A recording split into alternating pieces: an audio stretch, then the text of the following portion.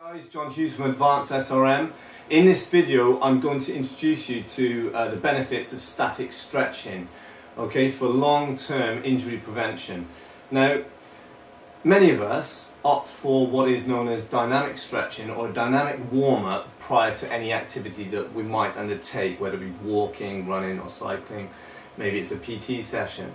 Now this is really good for avoiding any acute injury such as a groin strain or a hamstring tear. However, when it comes to long-term changes that have occurred in tissues as a result of overuse, problems such as runner's knee, IT band syndrome, or maybe it might be pain in the shoulder or lower back, then dynamic stretching doesn't seem to help with these conditions, okay?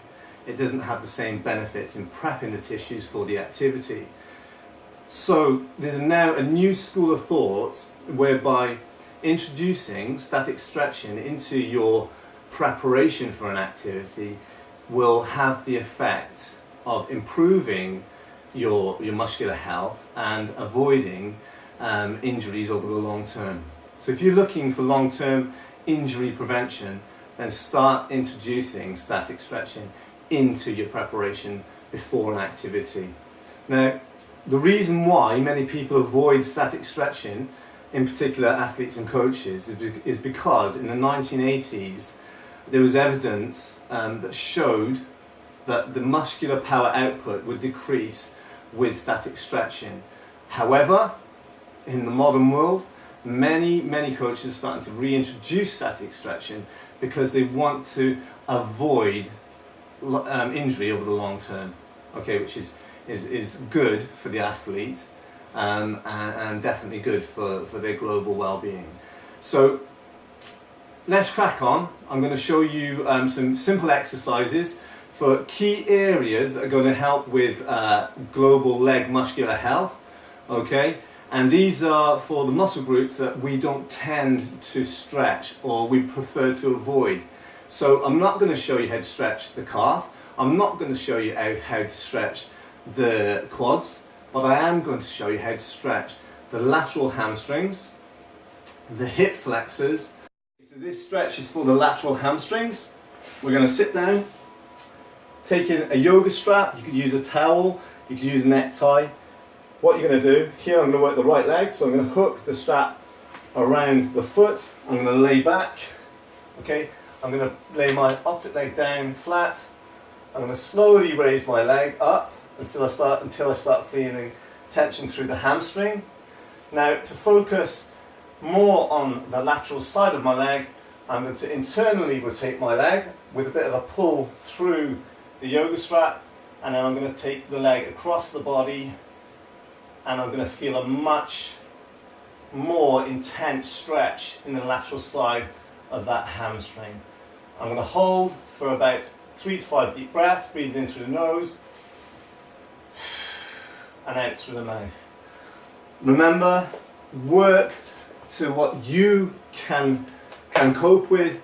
This isn't about feeling pain, okay? It's about a bit of discomfort that is good for the muscle, okay? Remember, hold it for 3 to 5 deep breaths. The foam roller hip flexor stretch. It's going to work out two specific muscles here, psoas and iliacus, which are very difficult to stretch out. I'm going to use the foam roller to assist. What I'm going to do is I'm going to take a running start pose, okay? And I'm going to take my right foot forward. Here I'm going to work on the left hip flexor, so I'm going to stretch that back. Now, you're not trying to arch the back in any way here, trying to keep a neutral lumbar spine, trying to keep that lower back flat, and I'm leaning through, putting pressure onto the foam roller as I do so, and I can feel a stretch through my hip flexor running through here. And I'm ultimately targeting iliacus and psoas, particularly at the attachment of those muscles to the upper part of the leg, okay? So remember, this is a foam roller hip flexor stretch. Hold the pose for 3 to 5 deep breaths, 5 being better. Breathing in through the nose and out through the mouth. Stretch is for the piriformis, which is a lateral hip rotator, okay? It takes your leg and rotates it outwards, okay? So the stretch itself is also going to target the gluteal muscles, which are involved in abduction of the leg, again taking the leg outwards to the side. Okay, very, very good stretch. All we do is we take ourselves back onto our back. Here I'm going to stretch my left glutes and piriformis in particular. I'm going to take my ankle, place it on my right knee. I'm going to reach through. I'm going to grab here my hamstring on the right, and I'm just going to lay back and pull my right leg towards my chest. And what will happen is you'll feel a nice stretch from the back here of the glutes through to the side of the leg, and you're going to hold that again, as I said in previous tutorials, for 3 to 5 deep breaths.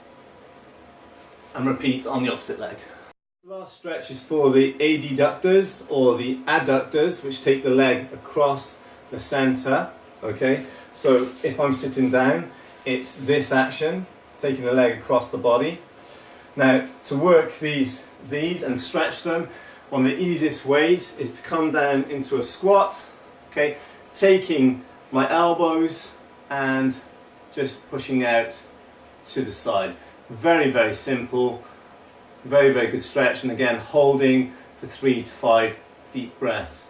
If you struggle and you can't get down deep enough or keep your balance, the other way is to take a seated position like this, back to the wall, okay, straight back, bring your feet together, elbows into the knees, a little bit of downward pressure, find the stretch through the adductors, and hold for 3 to 5 deep breaths.